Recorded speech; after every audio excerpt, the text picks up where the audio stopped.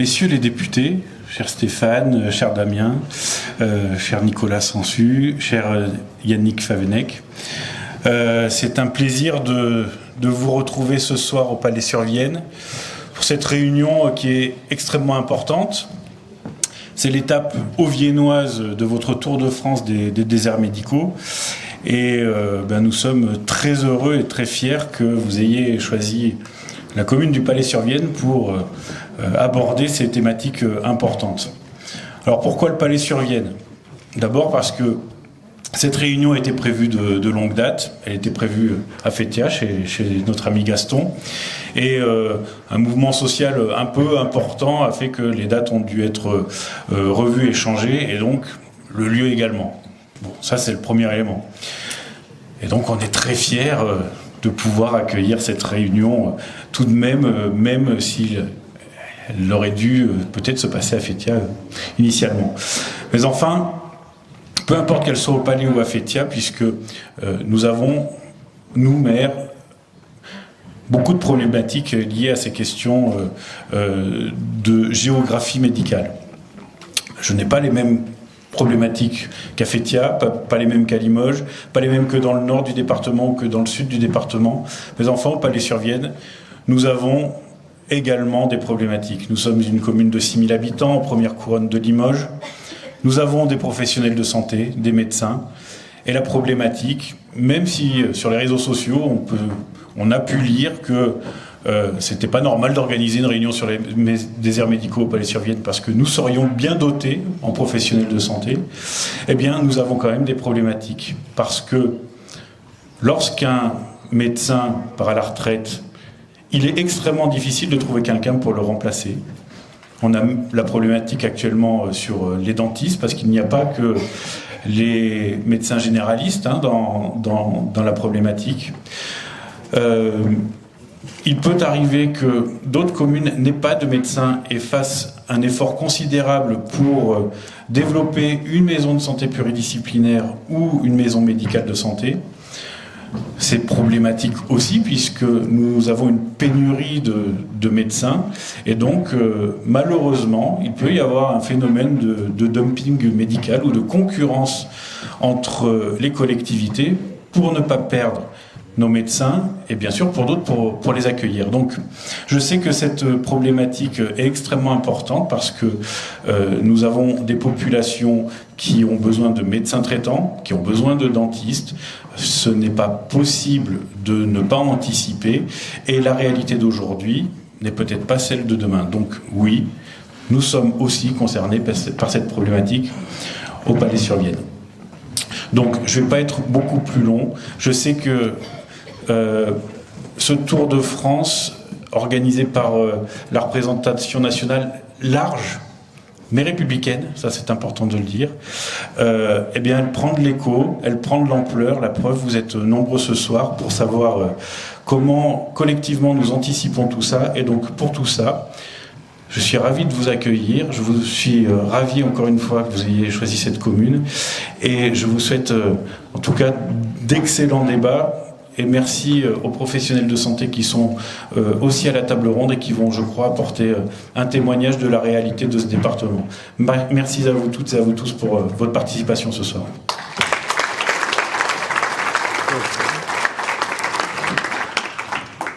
Messieurs les députés, chers toutes et tous, monsieur le maire, merci de me passer la parole pour donner le témoignage. Alors que ça soit à Fétia ou au Palais, on a bien compris, ce qui était important, c'était de débattre autour de ce sujet qui est très prégnant.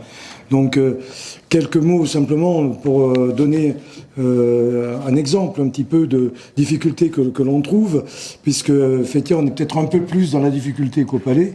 Et on emploie beaucoup, depuis quelques temps, depuis quelques années, l'expression de désert médical. C'est vrai qu'il y a des mots qui apparaissent, on les entend, mais on aimerait bien qu'on n'ait plus à les prononcer. Et c'est vrai qu'en France, on est très bon pour analyser les causes, dans tous les domaines d'ailleurs, mais globalement, on est moins efficace pour donner des solutions à ces difficultés. Et je crois que c'est bien que cette réunion ait lieu, parce qu'au moins, on aborde ensemble ce sujet. Cette problématique qui nous arrive aujourd'hui était prévisible. Mais les différents responsables de ces peut-être 10, 20, 30 dernières années, je ne sais pas, n'ont pas agi en tout cas concrètement. et on a attendu, comme c'est souvent le cas, d'être dans le rouge pour commencer à réfléchir à d'éventuelles mesures. Et quand on est dans le rouge et qu'on parle de santé, c'est déjà trop tard. Quand il s'agit de moins de problématiques matérielles sur des sujets autres, c'est moins grave. Mais là, il s'agit de la santé de nos concitoyens, et chaque jour qui passe nuit effectivement à la population. Pour cela, il est important aussi de prendre des avis des gens qui sont sur le terrain. C'est vrai que les maires, encore une fois, même s'ils n'ont pas cette compétence, eh bien, subissent une pression très forte de la population, et on les comprend. Alors, la ville de Feytiat, je vais aller assez vite pour pas monopoliser la parole, compte un peu plus de 6 000 habitants, est une commune périurbaine comme le Palais de la première couronne de Limoges. Elle est composée d'anciens lotissements et d'autres plus récents. Sa structure générationnelle laisse apparaître 25% de personnes qui ont plus de 60 ans. Durant les 10 dernières années, nous avions 6 médecins présents qui assuraient un suivi médical de la population de la commune, mais aussi d'autres communes aux alentours. Médecins pour la majorité qui pratiquaient à leur domicile, avec une patientèle d'ailleurs déjà saturée. En 2 ans, 3 d'entre eux donc, sont partis à la retraite, sans trouver de successeur. Donc il ne nous reste plus que 3 médecins sur 6. Nous avions, nous, commune, parce qu'on voyait bien arriver la chose, anticipée en proposant un projet de maison médicale, projet qui est toujours en cours, puisqu'il a pour objectif de donner de l'attractivité pour des médecins, mais bien sûr de regrouper, et il ne faut pas l'oublier, autour d'un même site, tous les professionnels de santé. Parce qu'il n'y a pas les médecins qui ne sont pas les seuls à nous soigner, même si, évidemment, ils sont à la base de tout cela. Parallèlement, et c'est une première difficulté que nous avons rencontrée, l'ARS nous a sorti des zones prioritaires, l'année dernière, alors qu'on était en cours de monter ce projet, ce qui change tout. Parce que quand on n'est plus dans la zone prioritaire, bien, vous n'avez plus d'aide à l'installation pour les médecins, vous n'avez plus d'aide pour la maison de santé, et pire, je viens d'apprendre que nous ne pouvons même pas aider les médecins salariés qui doivent venir, parce qu'on ne peut pas participer au financement de leur installation, notamment du secrétariat. Donc on se trouve, nous, dans une double peine, pour pourtant avoir essayé de chercher des solutions. Alors est-ce que Feytiat, le Palais, ne serions-nous plus dans un désert médical? Pourtant, la notion de désert médical est très précise. Ça renvoie bien à la notion de densité de professionnels sur un territoire, et cette densité a énormément chuté, et une dimension temporelle aussi, c'est combien de temps nous faut-il pour avoir un rendez-vous chez des médecins qui ont une patientèle énorme. Donc tout cela, on est tout à fait dans les caractéristiques d'un désert médical, même si on est en zone périurbaine. Donc le développement des déserts médicaux sur le territoire a des conséquences quand même, qui sont importantes pour notre population. Et ce que je vais vous dire, finalement, c'est ce que j'entends de la part de nos concitoyens. C'est l'accroissement des files d'attente avant de consulter un professionnel. Tout cela au risque d'une dégradation de l'état médical des patients. Le déport des consultations vers les urgences, donc qui vont encombrer, voilà, j'insiste pas, vous connaissez toutes les conséquences. D'autre part, l'absence de consultation régulière, parce que des gens, souvent des gens les plus âgés démissionnent, ils téléphonent plus à leur docteur, ils n'ont plus la force, au bout d'un moment, d'aller le chercher, donc aggrave les situations de santé. Et enfin, on nous a obligés à une époque à avoir un médecin traitant, un médecin référent. Aujourd'hui, c'est le contraire, c'est-à-dire qu'on devrait obliger le gouvernement, en tout cas, à nous donner des médecins pour pouvoir répondre à la loi, parce que le paradoxe, il est là, c'est même un comble. Donc, on arrive à une véritable rupture dans le parcours de soins coordonnés de nos populations. Je parle surtout parce que là, on a vraiment des témoins, des gens qui sont très malades ou trop âgés qui arrivent sur la commune et ils téléphonent au maire parce qu'aucun médecin ne veut les prendre. Ça, c'est un très gros problème. Donc, beaucoup de personnes négligent leur parcours de santé et mettent leur vie en danger. Et sans compter aussi les problématiques que l'on a quand on veut prendre un rendez-vous, soit à l'hôpital ou soit ailleurs, pour soit être sur une plateforme numérique, etc. Donc, nous sommes apostrophés et nous avons essayé de prendre des mesures pour améliorer la situation, mais en voyant bien que les lois actuelles nous freinent plutôt qu'autre chose, alors qu'on devrait être dans une mesure d'exception. Et tout ce qui, je voulais dire pour conclure, c'est que finalement, c'est tous les enjeux et que l'on discute avec nos citoyens, que nos citoyens viennent nous voir pour nous en faire part, c'est quelles sont les pertinences pour un zonage qui déshabille certaines communes, des gens en difficulté, pour en favoriser d'autres, mais sans pour autant arriver à des résultats. Quelle est Pourquoi y a-t-il une libre installation des médecins contrôlés sur le plan géographique? Pourquoi on contraint les enseignants et pas les médecins? La question qui se pose, qui se posait pas avant, c'est le temps de travail des médecins. Quand on s'engage dans une profession, on en connaît les avantages et les inconvénients. Quelles sont les valeurs aujourd'hui en 2023 qui guident un choix de carrière en médecine? Quelle est la question de la statut des médecins, le salariat, comment, par qui? Et enfin, c'est la question de la taille des patientèles des médecins qui est importante. Voilà. Donc, je ne vais pas être plus long. Je vous remercie de votre attention et c'était pour simplement, à partir d'une expérience, vous donner un petit peu tous les questionnements que nous nous posons avec la population.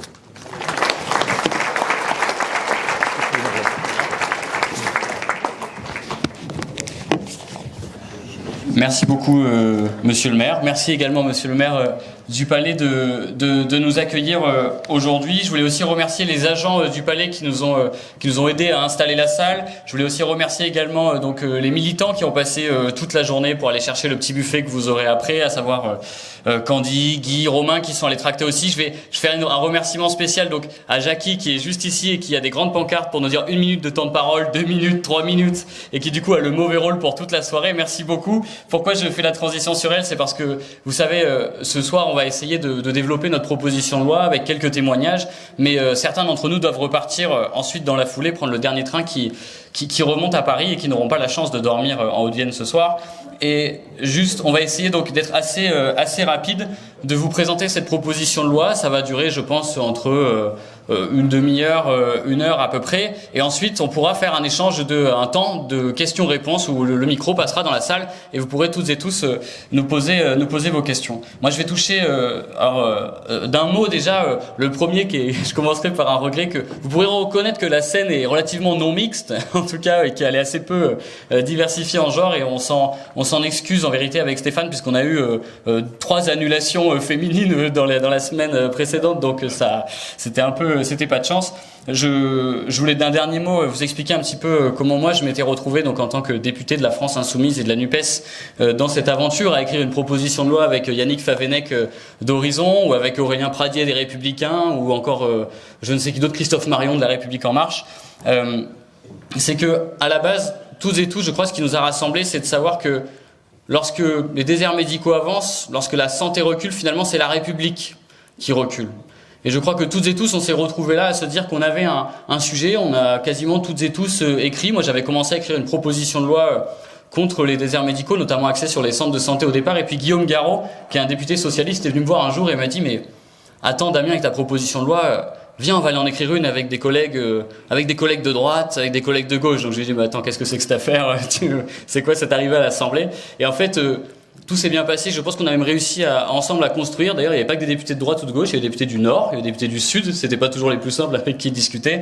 Mais voilà, je voulais juste dire que c'est aujourd'hui on s'est retrouvés autour de cette belle idée qu'ensemble on pouvait enfin se retrouver. On entend beaucoup de choses sur l'Assemblée nationale. On entend, je pense, beaucoup d'une Assemblée nationale qui serait bloquée, verrouillée. Et je pense qu'aujourd'hui on a su prouver le contraire, prouver qu'en fait non, quand on arrive à discuter toutes et tous ensemble, c'est une loi de compromis, mais on arrive à avancer, à trouver quelques solutions, qui sans doute c'est pas la panacée, mais à trouver quelques pistes.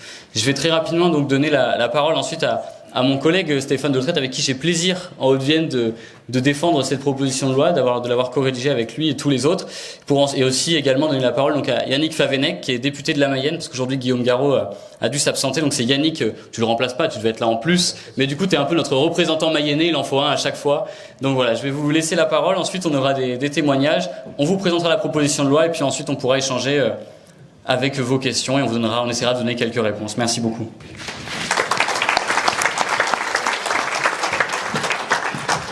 Merci Damien. Eh bien bonsoir à toutes et à tous. Alors peut-être pour commencer, votre présence nombreuse ce soir est diversifiée parce que je vois dans la salle des collègues élus, soit élus départementaux, soit élus régionaux, soit élus des communes, soit élus des intercommunalités. Et on voit que, au travers des témoignages que nous avons eus aussi des 2 maires qui ont introduit cette séance, la préoccupation des élus sur la question des déserts médicaux. Mais je vois aussi présent dans la salle des médecins, des représentants du Conseil de l'ordre des médecins. Je salue la présence du président, qui montre aussi que c'est dans l'unité et dans la réflexion commune que nous arriverons à faire faire évoluer ce sujet de la démographie médicale sur nos territoires. Mais je vois aussi des usagers présents et qui viennent, et je pense vous aurez l'occasion de vous exprimer, qui témoigneront aussi des difficultés qu'ils peuvent rencontrer sur nos territoires. Alors peut-être en propos introductif, revenir sur quelques chiffres clés. Je vais essayer de ne pas vous assommer avec les chiffres, mais ils sont quand même relativement parlants. Si on écoute source du ministère de la Santé, ce sont 8 millions de Français qui vivent sur un désert médical. Depuis l'apparition de ce chiffre, on peut s'interroger d'ailleurs de savoir si depuis il n'a pas progressé. On peut aller, à mon avis, beaucoup plus loin. Ce sont surtout 6 millions de Français qui n'ont pas aujourd'hui de médecin traitant. Et ça, c'est un sujet qui doit nous interroger et nous amener à réfléchir aux solutions qui peuvent vous être proposées. Si on regarde un petit peu du côté des inégalités, Damien a évoqué des inégalités accablantes. Je crois qu'on peut dire qu'elles sont accablantes. Tu m'as piqué cette phrase que l'on utilise et qu'on avait mis dans notre exposé qui dit que chaque fois que les déserts médicaux avancent, c'est la République qui recule. Bien, si on regarde ces inégalités territoriales, il faut savoir qu'il y a 3 fois plus de médecins généralistes par habitant dans les Hautes-Alpes que dans l'Eure. Ça doit nous interroger. Qu'il y a 18 fois plus d'ophtalmologistes par habitant, et j'insiste sur ce ratio par habitant, à Paris qu'en Creuse. Qu'il y a 23 fois plus de dermatologues par habitant à Paris que dans la Nièvre, et qu'aujourd'hui nous n'en avons plus sur la Creuse, et qu'il y a 33 fois plus de pédiatres par habitant à Paris que dans l'Indre, et qu'enfin 5 départements n'ont pas de gynécologue qui exerce de manière libérale. Donc tout cela montre bien les inégalités qu'il y a au niveau territorial et qui doivent nous interroger et nous amener à faire des propositions qui n'ont jusque-là pas été faites où le politique n'a peut-être pas eu le courage d'aller jusqu'à les proposer de manière à remédier à ces situations. Donc Damien l'a évoqué, depuis le début de cette législature, eh bien, nombre de députés, et Yannick Favennec pourra faire son retour d'expérience, lui qui a plus d'antériorité que nous, et notamment sur ce sujet des déserts médicaux, se sont dit que là, il y avait quelque chose à faire et à réfléchir collectivement, d'où cette idée de mon collègue Guillaume Garot. Donc on excuse ce soir de son absence, mais s'il est absent ce soir, alors qu'il tenait vraiment à être présent, c'est tout simplement qu'à l'Assemblée a débuté aujourd'hui en commission des affaires sociales une proposition de loi, dite proposition de loi Valletoux, on aura l'occasion d'y revenir dans l'exposé, sur cette question des déserts médicaux. Donc il était évidemment impératif qu'il soit présent sur ce sujet-là. Donc Guillaume avait pris cette initiative avec Yannick et ont fédéré des députés, 42 au départ, qui ont constitué ce groupe de travail parlementaire, qui sont issus de 9 groupes politiques différents. Donc autant dire quasiment tous les groupes politiques de l'Assemblée se sont retrouvés pour travailler ensemble à une proposition transpartisane. Donc l'éventail est large, on le voit vraiment de la droite, en passant par le centre, et dans la gauche, dans sa diversité politique. Ce groupe de travail, il a été lancé dès notre élection, juillet 2022, et a conduit à des réunions hebdomadaires. Nous sommes réunis toutes les semaines pour conduire ce que l'on appelle des auditions, c'est-à-dire prendre la température et écouter les différentes personnes qui avaient des choses à partager avec nous sur ce sujet. Ce sont au total 82 personnes qui ont été auditionnées, aussi bien des médecins que des professionnels paramédicaux, que des usagers, que des élus régionaux, départementaux, communaux, intercommunaux, dans leur grande diversité, des chercheurs, etc. Donc tout cela pour dire, j'ai lu sur les réseaux sociaux que cette PPL, cette proposition de loi, serait une élucubration technocratique de quelques députés qui, en gros, ne savaient pas trop quoi faire. Eh bien, ce que j'essaie de vous dire, c'est que certes, c'est une production des députés, mais qui ne se base pas uniquement sur ce que nous, on pouvait penser de la situation, mais qui s'est basée sur une analyse et l'écoute de différentes parties prenantes. Et croyez-moi, tous les gens que l'on a auditionnés ne portaient pas le même discours et n'avaient pas les mêmes positionnements. Sauf que le rôle du politique, c'est d'auditionner, de se faire une idée, un jugement de ce qu'il est opportun de faire ou pas faire et d'aboutir à une proposition. Et c'est ce à quoi on aboutit au final avec une proposition de loi qui aujourd'hui est signée par 202 députés de l'Assemblée nationale. Donc 202, 205 Alors 205, il y en a 3 de plus, donc 205 députés. Donc autant dire qu'on se rapproche de la majorité de l'Assemblée nationale. Donc voilà, en quelques mots, le décor posé. Je souhaiterais quand même que Yannick, qui est vraiment très impliqué de longue date et qui a beaucoup travaillé eh bien avec son collègue de Mayenne, Guillaume Garot, sur le sujet, nous apporte son éclairage.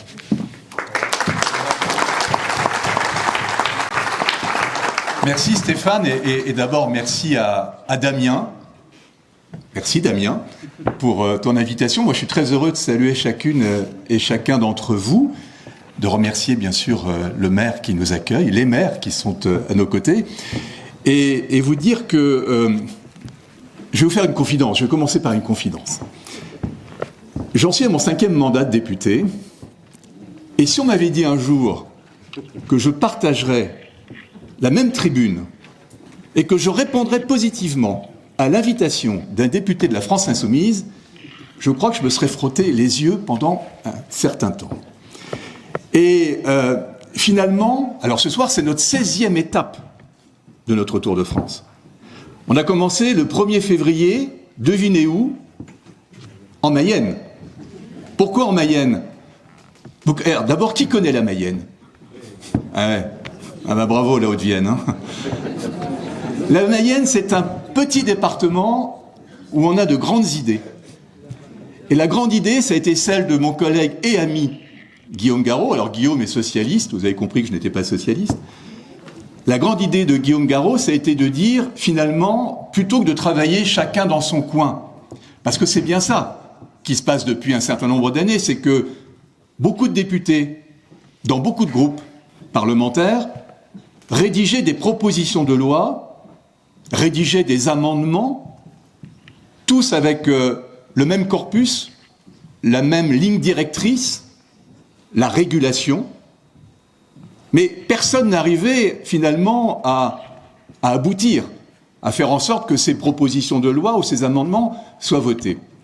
Et moi qui ai vécu, alors aujourd'hui je suis dans la majorité relative, j'ai vu des majorités absolues dans lesquelles je siégeais, j'ai vu aussi siéger dans l'opposition, et je peux vous dire que je n'ai jamais vu un gouvernement, quel qu'il soit, de gauche, du droite ou du centre, aller vers cette régulation. Et on vous en dira quelques mots tout à l'heure. Donc finalement, l'idée de Guillaume Garot, c'était de dire, plutôt que de travailler chacun dans son coin, on va travailler tous ensemble. Et on va se rassembler, comme vous l'a dit Stéphane, hein, de la France Insoumise jusqu'aux Républicains, en passant par les centristes, et on va travailler ensemble de façon transpartisane, avec cette fois-ci peut-être des chances d'aboutir. Pourquoi je vous dis ça? Parce que il y a un an, quasiment jour pour jour, l'Assemblée nationale que vous avez sous les yeux depuis le mois de juin de l'année dernière, ce sont les Français qui l'ont voulu, c'est vous qui l'avez souhaité. C'est vous qui avez souhaité qu'il n'y ait pas de majorité absolue pour le président de la République. En disant, puisqu'il n'y a pas de majorité absolue, vous allez faire ce que vous n'avez jamais fait jusqu'à présent, mesdames et messieurs les députés. Vous allez peut-être enfin travailler ensemble. Vous allez peut-être enfin co-construire des textes de loi. Alors c'est pas facile, c'est un apprentissage, parce que ça on ne savait pas faire jusqu'à présent. Alors vous avez vu qu'il y a quelques difficultés sur certains textes. Ouais, vous l'avez vu, vous l'avez entendu surtout. Voilà. Bon, en tous les cas, c'est vrai que c'est pas facile à faire, mais sur un sujet, j'allais dire aussi prégnant, sur un sujet d'intérêt général. Parce que la santé, elle n'est pas de gauche, elle n'est pas de droite, elle n'est pas du centre, mesdames et messieurs. La santé, c'est vous. La santé, c'est l'intérêt de chacune et de chacun d'entre vous, d'entre nous. Donc, c'est vrai que sur un sujet comme celui-ci, il était possible, et il est possible, de travailler ensemble. Et la meilleure preuve, c'est ce qu'a dit Stéphane tout à l'heure, c'est-à-dire le fait que nous avons, depuis 1 an, toutes les semaines, nous nous réunissons et nous avons travaillé ensemble sur la proposition de loi que nous allons vous présenter maintenant. Et ça, c'est inédit sous la Ve République. C'est quelque chose qui ne s'était jamais fait jusqu'à présent. Alors maintenant, l'objectif, et c'est pour ça que nous faisons notre tour de France, et c'est pour ça que vous êtes là ce soir, parce que nous avons besoin de vous. Effectivement, c'est compliqué à l'Assemblée. Ah, vous pourriez vous dire d'ailleurs, mais dis donc, toi là, qui nous parle, t'es dans la majorité, mais il fait quoi ton gouvernement? Alors d'abord, moi je vais vous dire une chose. La majorité, elle est relative, ça ne vous a pas échappé, on l'a dit tout à l'heure. Et puis surtout, moi, j'ai appris quelque chose depuis que j'ai cette chance de représenter mon beau département de la Mayenne à l'Assemblée nationale, c'est que quand on est député, on n'est pas obligé d'être le petit doigt sur la couture du pantalon. Moi, je suis libre, je suis loyal avec le président de la République, mais je suis libre parce que j'ai toujours appris qu'il valait mieux obéir à ses convictions plutôt qu'à un parti politique quel qu'il soit. Et quand ça va dans la bonne direction, j'accompagne, je vote, mais quand ça ne va pas dans la bonne direction, je le dis et je ne vote pas. Et en l'occurrence, je considère que sur la santé, nous n'avons pas encore apporté les bonnes réponses. Parce que ça fait plus de 20 ans qu'on fait de l'incitation financière. Parce que ça fait plus de 20 ans qu'on met de l'argent public, l'argent de vos impôts, sur la table. Pour que les médecins viennent s'installer, on fait des maisons pluridisciplinaires de santé. On fait des primes à l'installation. On fait des aides, et tant mieux, pour que les étudiants en médecine, pour que les internes viennent dans les territoires où on manque de médecins. Mais tout ça, c'est avec l'argent du contribuable. Donc il y a un moment où il faut peut-être passer à autre chose. Je ne dis pas qu'il faut abandonner les incitations financières. Il faut peut-être mettre le petit plus dont on va vous parler maintenant, c'est-à-dire qu'on va vous présenter effectivement notre proposition de loi. Mais nous avons besoin de vous, pourquoi ? Parce que nous avons mis en place avec Guillaume Garot et avec toute l'équipe, avec Nicolas, Stéphane, Damien et toutes celles et tous ceux qui ne sont pas là ce soir, nous avons mis en place une pétition.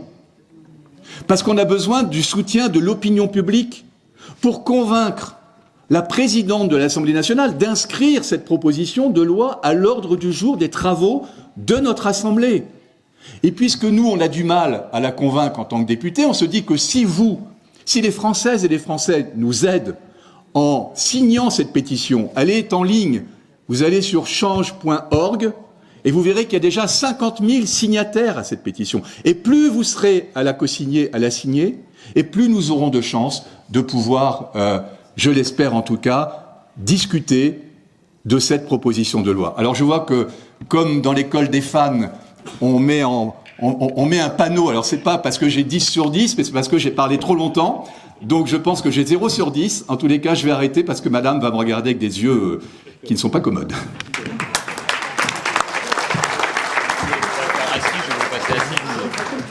Alors peut-être juste, merci beaucoup Yannick. Juste avant de présenter la proposition de loi, on vous propose quelques témoignages. Donc on va commencer peut-être par vous, docteur Brun. Ensuite on passera à l'association citoyenne contre les déserts médicaux et puis on terminera ensuite par le Val de Vienne. Bonjour, je m'appelle Patrick Brun, je suis un ancien médecin des hôpitaux de Paris et je vis à Émoutier depuis très longtemps. Quand je suis arrivé il y a quelques années, je me suis aperçu qu'il y avait une détérioration, comme tout le monde l'a constaté, avec une diminution du nombre de médecins. Et que sur notre territoire, sur la ville et sur notre territoire, sur notre communauté de communes, on était passé de 9 médecins à 3, puisque le dernier vient de partir il y a 2 ou 3 mois.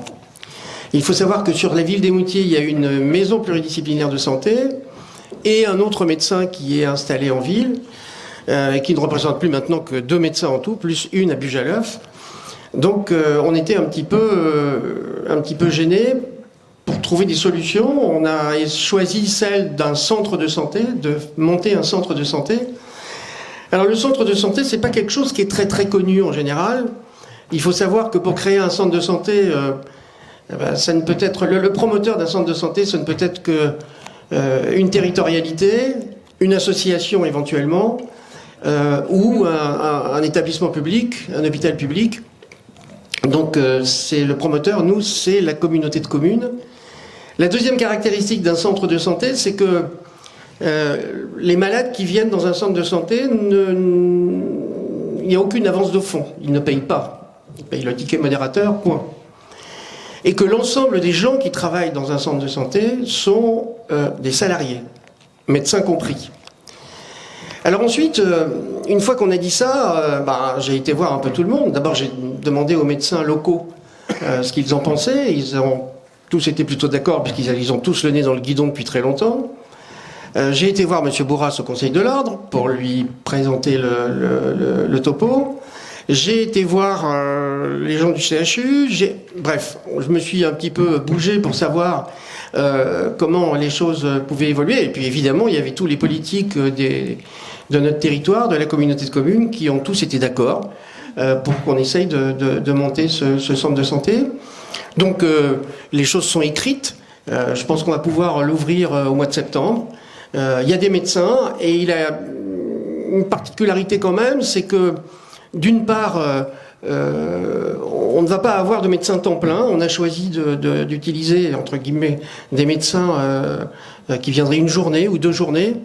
Et puis on a également décidé de dispatcher les consultations, pas seulement à Émoutier, mais également dans les villes autour, c'est-à-dire à Péral-Château, Bujaleuf, une fois par semaine à Bujaleuf, une fois par semaine à Péral-Château et une fois par semaine à Ned. De façon à ce que ça soit le médecin qui se déplace et puis les malades. Voilà. Je suis dans les temps, là, à peu près. Hein. Très bien. Donc, la dernière chose que je voulais dire, c'est que c'est effectivement, de mon point de vue, un problème de médecin, mais pas seulement. C'est un problème de santé. Il ne faut pas ne parler que des médecins. Je pense que dans la globalité, il faut parler de la santé. Et des infirmières, des kinés, des orthophonistes. On voit bien que pour avoir une orthophoniste, par exemple, actuellement, c'est 6 à 8 mois d'attente. Enfin, à Émoutier, c'est ça. Hein. Alors qu'il y a 2 orthophonistes. Donc, il n'y a pas que le désert médical du médecin, il y a aussi le désert de tous les gens qui travaillent pour la santé. Voilà, je vais arrêter là.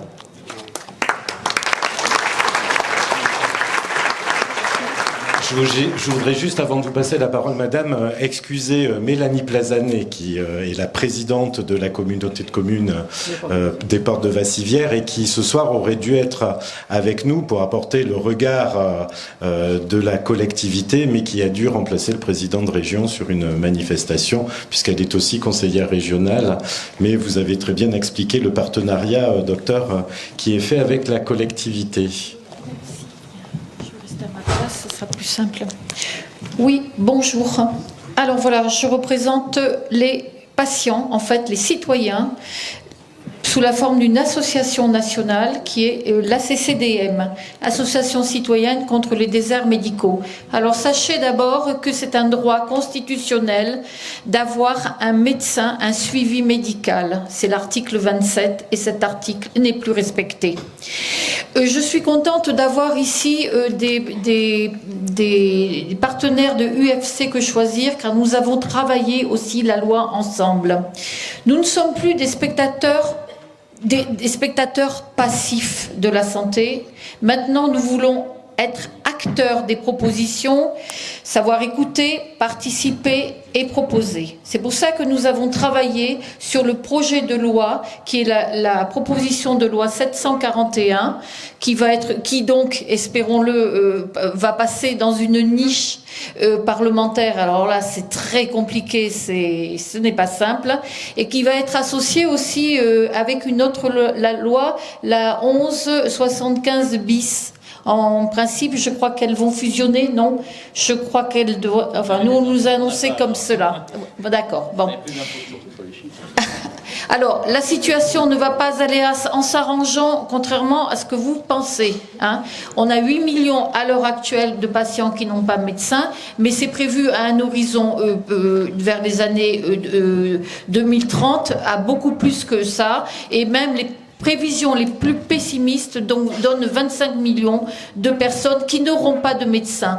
Il y a un danger supplémentaire et je tiens à le signaler parce que, outre la pénurie de médecins, et c'est particulier pour le Gers que je représente, voilà que dans notre ville de l'Île-Jourdain, 9000 habitants, 3 médecins ont décidé de se déconventionner, mécontents du fait que le gouvernement n'ait pas accédé à leur consultation à 50 €. Les patients n'ont même pas été prévenus, d'ailleurs ils sont arrivés, eh bien non, on n'a pas besoin de votre carte vitale, on a juste besoin de vos 50 €. Voilà. Donc une immense détresse qui a parcouru donc toute notre petit bourg. On demande d'ailleurs une vigilance très particulière des députés de façon à éviter cette dérive qui augmente le désert médical. Parce que les médecins, ils sont déjà saturés. 45% sont déjà en burn-out. Et en plus, 40% des médecins ont plus de 60 ans et vont partir à la retraite prochainement. Voilà. Nous n'avons pas d'antenne dans la Haute-Vienne. J'ai habité 20 ans la Haute-Vienne, c'est ma deuxième terre. Peut-être les deux, elles sont à égalité. Voilà. Donc, j'espère que à l'issue de cette réunion, quelqu'un aura envie de s'engager, voilà, pour la Haute-Vienne. Je vous remercie de votre écoute.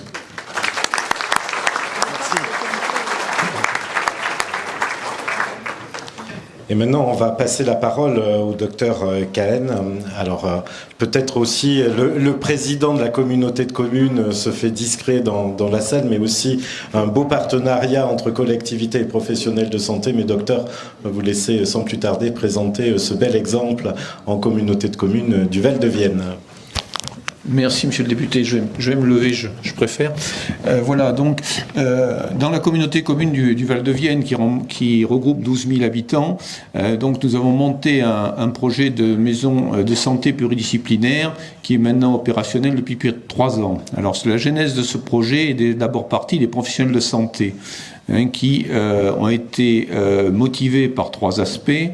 D'abord, la constatation d'un périmètre des âges extrêmement défavorable. La deuxième chose, c'est la volonté de travailler ensemble en exercice partagé. Et la troisième chose, de travailler dans des locaux beaucoup plus confortables que ceux dont nous disposions chacun de notre côté. Nous avons eu très rapidement l'adhésion de nos élus, et en particulier de la communauté de communes, avec laquelle nous avons travaillé pendant près de 2 ans lors de multiples réunions pour fédérer 80% des professionnels de santé, on peut le dire, du territoire. Donc aujourd'hui, nous avons une maison de santé pluridisciplinaire qui regroupe 35 professionnels médicaux et paramédicaux, dont 8 médecins. Il y a 20 professionnels de santé qui travaillent à l'intérieur de la maison de santé. Les autres, tout cela sont reliés par le même logiciel et l'adhésion au même projet de santé. Projet de santé qui est basé sur l'utilisation de l'activité physique à des fins de santé, ce qui est le projet qui fédère tout le monde. Ça nous a permis aujourd'hui d'avoir en 5 ans l'arrivée de 4 jeunes professionnels de santé.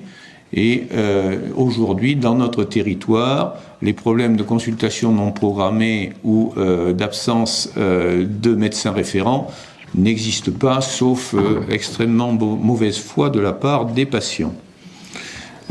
Ça, c'est la première chose. Ça nous a permis également d'être centre de dépistage du Covid et puis centre de vaccination.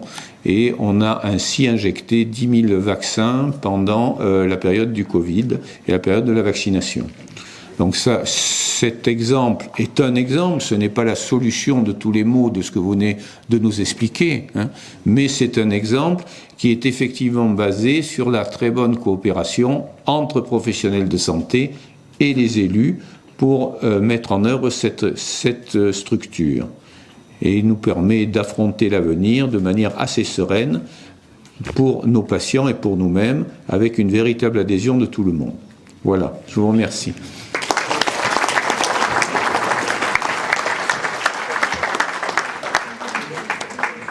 Bon, du coup, on arrive enfin dans le dur de la proposition de loi.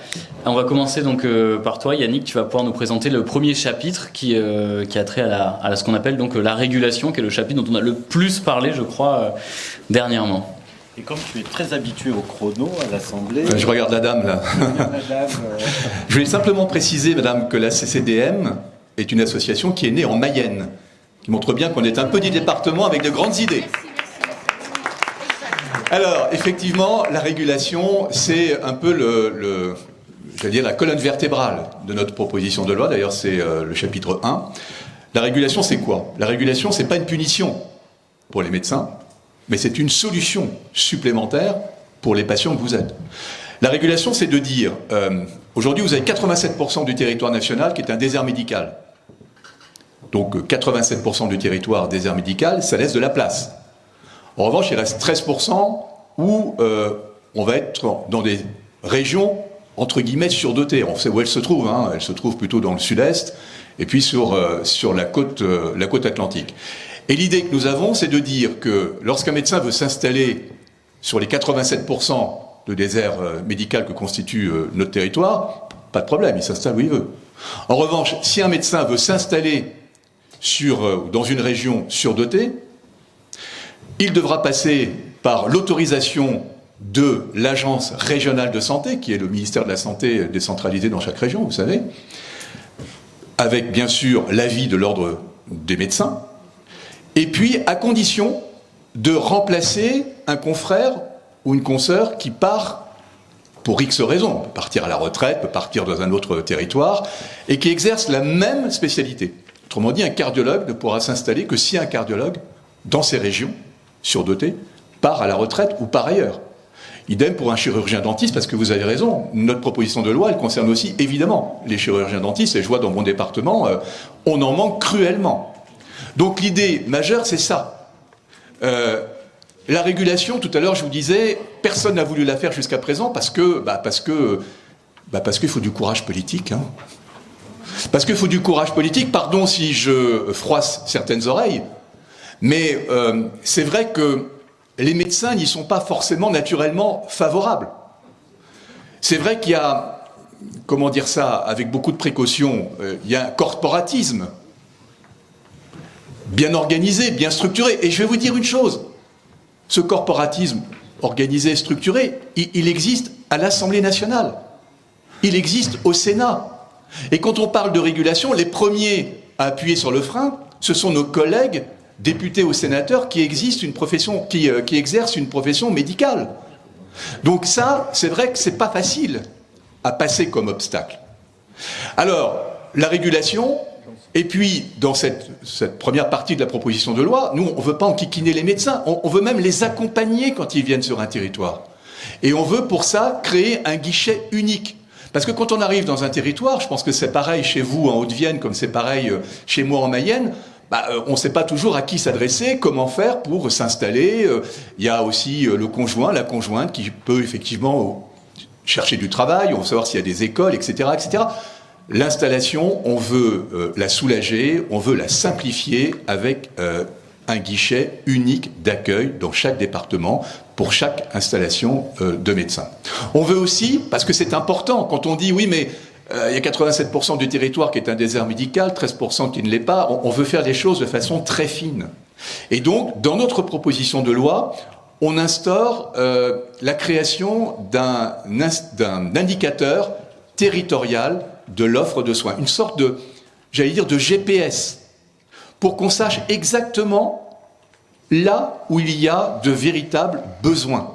L'ITOS, alors c'est un peu barbare comme nom, mais c'est ce qui nous permettrait, si notre texte était voté, d'avoir une cartographie très précise des lieux où on a réellement un problème de démographie. Il me reste 1 minute, madame, ça tombe très bien, parce que je vais terminer en 1 minute. On veut aussi créer quelque chose qui n'existe pas aujourd'hui, c'est une sorte de préavis. Moi, je vais vous citer un exemple. Dans mon département, on inaugure, il y a 6 mois, une très belle maison de santé pour un médecin, avec l'espoir que d'autres viennent, bien sûr. Mais ce médecin avait réclamé la maison de santé. Alors, on coupe le ruban, tout ça se fait dans de très très belles, dans de beaux décors. C'était au mois de novembre de l'année dernière. Au mois de mars, un beau matin, le médecin, il a laissé un mot sur la porte. Et il a dit « Je m'en vais, au revoir, bon vent ».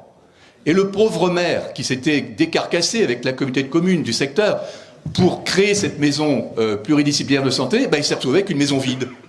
Nous, on veut plus de ça. On souhaiterait que les médecins, quand ils s'en vont, pour X raisons, ils ont le droit de partir. Mais ils ont le droit de partir et surtout d'en informer à la fois les élus et les patients et de ne pas partir au dernier moment sans prévenir personne. Donc nous voulons créer un préavis de 6 mois lorsqu'un médecin, un chirurgien dentiste veut ou doit quitter le territoire. Voilà madame, juste au moment où vous avez déployé le panneau, je terminais. Merci Yannick. Donc Nicolas Sansu, je suis député du Cher et je connais aussi les problématiques de désertification médicale depuis des années. J'ai été maire d'une ville de 26 000 habitants qui est Vierzon, qui a vu aussi sa démographie médicale se dégrader d'une manière considérable. Et moi aussi, on a essayé l'exercice regroupé de la médecine. Nous n'avons pas réussi à convaincre les professionnels de santé de travailler ensemble. Donc nous avons créé un centre de santé et Dr Brun, il y a aussi la forme du GIP maintenant qui est autorisée, que nous avons expérimenté à Vierzon, puisque nous sommes le premier centre de santé sous forme de groupement d'intérêt public qui regroupe comme actionnaires, même si c'est un gros mot ici avec Damien Maudet, la ville de Vierzon, la communauté de communes, l'hôpital et des associations notamment qui s'occupent du diabète. Voilà, donc on a fait des choses, et si on a fait ce GIP, c'est que les médecins sont salariés mais ne sont pas fonctionnaires. Et on a trouvé un modèle qui permet d'avoir aussi des médecins qui travaillent une journée par semaine, parfois une semaine par mois, parfois des médecins retraités qui viennent faire quelques piges. Et ça permet quand même de soulager. Ça ne règle pas la question. Et la question aujourd'hui, c'est que tout ce qui a été tenté depuis plus de 20 ans, 30 ans, on voit que ça ne suffit pas. Alors après, avec une ineptie, c'est que vous savez que dans les années 80, 90, 60, on a cru qu'en diminuant le nombre de médecins, on allait régler la question du coût de la sécurité sociale. Voilà, moins de prescripteurs, ça fera moins de sous à dépenser pour la santé publique. Mais c'était une erreur manifeste. Et donc aujourd'hui, on sait que aujourd'hui, la courbe s'inverse pour le nombre d'étudiants qui re-rentrent dans les études de médecine, mais on sait que ça va être long et que le creux n'est pas en 2024, n'est pas en 2025, il est au moins en 2030. Et il faut trouver des solutions d'ici 2030, mais il faut aussi trouver des solutions pour que après 2030, on respire quand même beaucoup mieux, et les uns et les autres. Et donc la question, elle est aussi sur les médecins et les études de médecine, parce qu'on ne règle pas la question d'accès aux soins et de régulation, comme l'a si brillamment exposé mon ami Yannick Favennec, sans la question des études de médecine. Et sur ces questions d'études, il nous semble que l'accès aux études est aussi une des priorités. Et il y a quelques grands axes. Ça veut dire que on souhaite favoriser avec nos articles, vous lirez la proposition de loi 5, 6, 7, 8, d'abord favoriser l'accès aux études à plus d'étudiants issus de catégories socio-professionnelles moins favorisées qu'aujourd'hui, et aussi de territoires éloignés des métropoles et des CHU, parce que c'est ça aujourd'hui ce qui se passe. Il faut permettre l'accès aux soins de jeunes issus des territoires ruraux, y compris en désertification médicale. Et d'ailleurs, l'indice territorial de l'offre de soins fera partie des choses qui permettront de définir quels étudiants pourront avoir accès aux contrats d'engagement de service public, c'est-à-dire des études qui sont plus soutenues que pour les autres, pour permettre à ces jeunes d'accéder aux études de médecine, parce que ensuite on sait que c'est plus facile pour qu'ils reviennent dans un territoire rural notamment.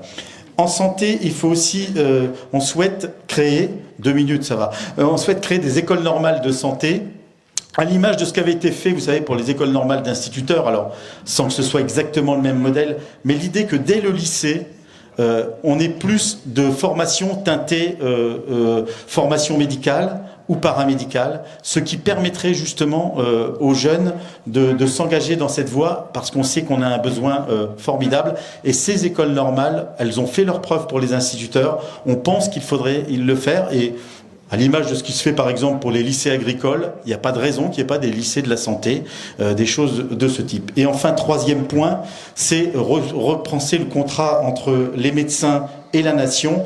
On souhaite qu'il y ait un rapport qui soit fait sur les conditions d'exercice des externes et des internes, qui bien souvent travaillent énormément, ne sont pas rémunérés à leur juste prix, et on pense qu'il faudrait là aussi retrouver un certain nombre de choses.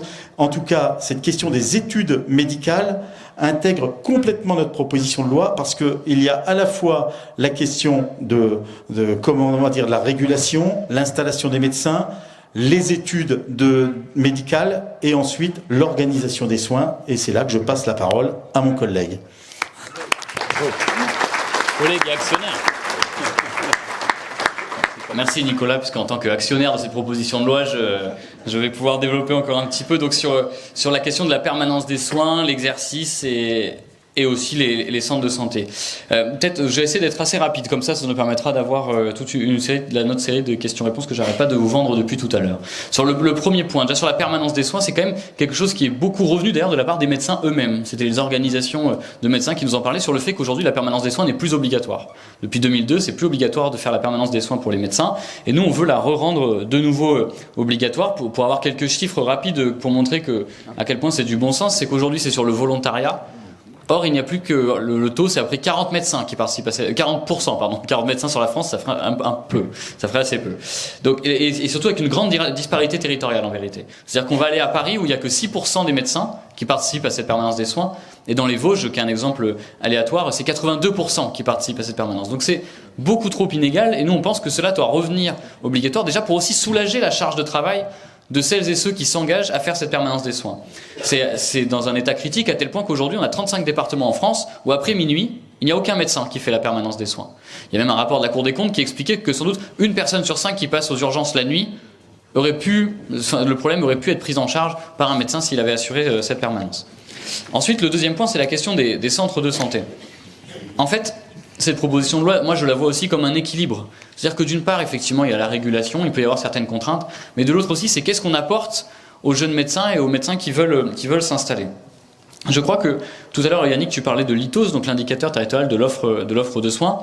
À mon sens, il y a des moments. C'est peut-être pas valable pour tout, mais quand on n'arrive pas à trouver de médecins, on peut avoir du mal à croire qu'un médecin généraliste va venir s'installer, avec tout l'administratif qu'il y a, aussi simplement. Et on pense que donc dans des territoires où il n'y a vraiment pas de médecins depuis un certain temps, mais ça peut être en quartier populaire comme ça peut être dans les zones rurales, on pense que c'est aux ARS avec l'État et la sécurité sociale d'ouvrir des postes de médecins salariés. On a bien conscience que c'est une solution qui ravit qu'à moitié, puisqu'on sait qu'un médecin salarié donc travaillera moins qu'un médecin généraliste, etc. Mais on pense que par moment, ça peut être aussi une opportunité. C'est répondre d'une part aux besoins de la population. Moi, je vous prends des exemples très concrets. D'ailleurs, j'en parlais avec le président de l'ordre des médecins qui est là. Vous me servez de caution, Monsieur le Président. Non, mais on parlait par exemple du quartier de Beaubreuil où aujourd'hui on perd un certain nombre de médecins, qui sera très difficile en vérité de trouver des gens pour s'installer là-bas, sauf s'ils viennent du quartier. Mais d'ailleurs, c'est ce que tu disais tout à l'heure, Nicolas, avec le fait que lorsqu'on finance, qu'on aide des gens de quartiers populaires ou de zones rurales à faire des études de médecine, il y a plus de chances après qu'ils s'y installent. Mais il y a des quartiers, y compris donc à Limoges, ou même certaines zones rurales, où on aura du mal de toute façon à avoir des gens qui vont aller s'installer, ouvrir un cabinet libéral, et on pense que le salariat de médecin peut être une solution. C'est aussi une réponse, je pense, à tous les maires aujourd'hui qui s'engagent. On pouvait parler avec monsieur le maire de Fétien à un moment donné il y avait un peu la question d'un éventuellement centre de santé, maison de santé. Aujourd'hui, on voit que dans tout un tas de villages, de communautés de communes, et je sais que c'est aussi ton cas, vous vous donnez beaucoup, mais en vérité, je crois que l'engagement des élus est très bien, mais ça ne pourra pas toujours suffire. Et je crois que c'est à l'État, et en vérité, c'est à la sécurité sociale, d'assurer la santé à toutes et tous partout sur le territoire. Et qu'on ne peut pas laisser à la charge des élus départementaux, communaux, de devoir aussi maintenant être une sorte d'ARS bis et de s'occuper de l'installation des médecins. D'une part parce que c'est pas dans leur budget, et en plus je crois que si on fait ça, c'est un peu la course à l'échalote. Et aujourd'hui, il y a des endroits où il y a beaucoup de médecins salariés. On a le cas de la Saône-et-Loire, par exemple. Mais quand vous parlez aux départements limitrophes, ils vous disent que eux, ils ont presque plus de médecins, en fait. Parce que le salariat des médecins a aspiré tous les autres médecins. Donc il faut qu'en fait, on ait des règles. Et enfin, le dernier point, c'est aussi une réponse pour les médecins et les jeunes médecins. Aujourd'hui, c'est une part croissante de jeunes médecins qui veulent s'installer en salariat, peut-être pas toute leur vie, mais pendant un temps, en salariat ou en exercice mixte entre le salariat et le libéral. Et puis, sur l'exercice dans des maisons plus pluriprofessionnelles, en fait aujourd'hui il y a à peu près 70% des médecins qui s'installent qui veulent travailler avec d'autres professionnels. Les centres de santé en ce sens peuvent répondre au moins à cette partie-là. Stéphane, je te laisse maintenant nous expliquer où on en est sur la procédure parlementaire. Merci Damien. Peut-être avant d'en arriver à la procédure, vous l'aurez compris, hein, cette proposition de loi, c'est aussi une boîte à outils, c'est aussi comme ça qu'il faut la voir. Alors je vais toujours réagir à des propos que j'ai pu voir de détracteurs sur notre proposition. Nous ne disons pas que sur la question de la santé, rien n'a été fait jusque-là. Il y a des initiatives au travers des témoignages que vous avez entendus qui sont de bons retours d'expérience et qui montrent qu'il y a des dynamiques qui s'installent au niveau des territoires et qui arrivent à bien fonctionner. Pour autant, ce n'est pas suffisant, sinon on ne serait pas dans la situation dans laquelle on est. Et c'est la raison pour laquelle nous faisons ces propositions-là ce soir devant vous. Alors là, pourquoi là où nous en sommes aujourd'hui?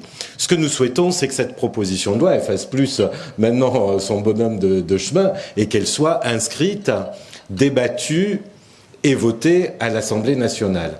Donc, comme c'est un texte qui est transpartisan, ce que nous demandons à la présidente de l'Assemblée nationale, c'est de l'inscrire à l'ordre de jour de ce que l'on appelle la semaine de l'Assemblée. C'est un temps qui est consacré à l'examen des textes qui émanent des députés eux-mêmes. Mais pour que ce soit présenté à ce moment-là, il faut que ça émane d'une démarche transpartisane et aujourd'hui, nous avons répondu à cette obligation. Tout comme il faut que ce texte se fasse sur la base d'une réflexion, d'un rapport, d'audition et donc on vous l'a expliqué, toutes ces conditions sont remplies. Sauf qu'aujourd'hui, nous n'arrivons pas à obtenir de la présidente de l'Assemblée nationale son inscription à l'ordre du jour. C'est la raison pour laquelle les collègues, et notamment Guillaume Garot, ont eu cette idée de faire le tour de France des déserts médicaux, de venir présenter cette proposition de loi aux gens qui vivent sur les territoires.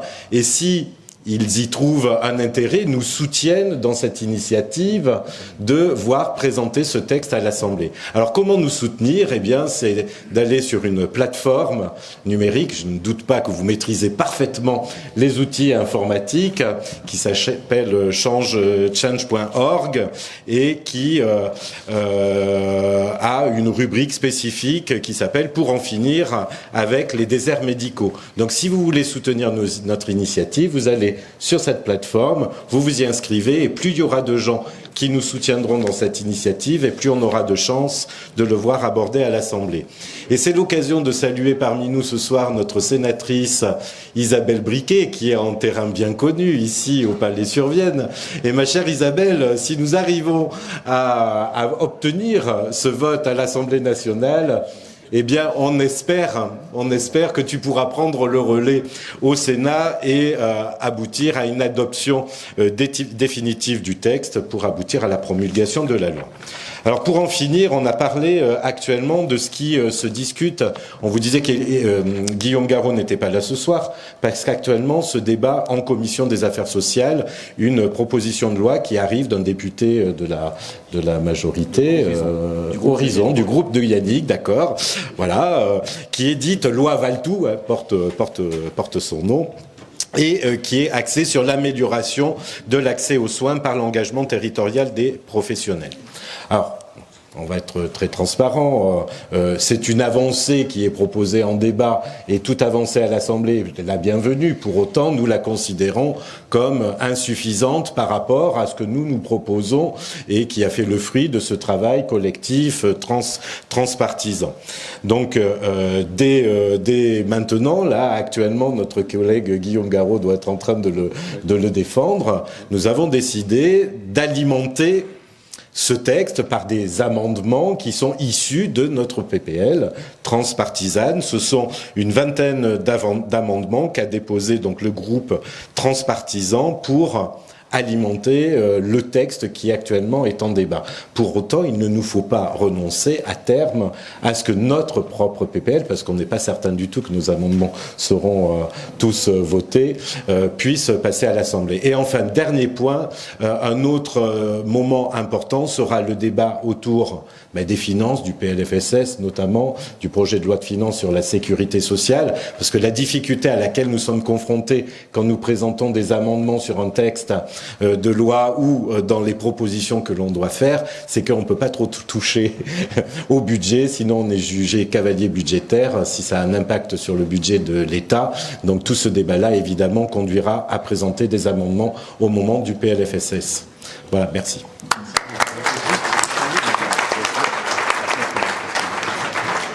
Juste un mot pour compléter ce que vient de dire Stéphane, c'est que nous avons une première victoire, hein, parce que la commission... oui, en live, voilà, le don d'ubiquité. Donc Guillaume Garot nous dit que notre amendement transpartisan pour empêcher tout abus dans le cumul des exonérations fiscales et des aides à l'installation des médecins a été adopté à l'unanimité. Donc c'est un voilà, step by step comme on dit, hein, marche après marche. Je trouve que ça c'est quelque chose de très bien. Maintenant, on n'est pas rentré dans le dur, c'est-à-dire que le dur c'est l'amendement sur la régulation qui lui va arriver certainement en soirée ou dans la nuit en commission. Alors, sachant que l'obligation sur la permanence des soins fait partie des noms du texte, c'est proposé dans le texte.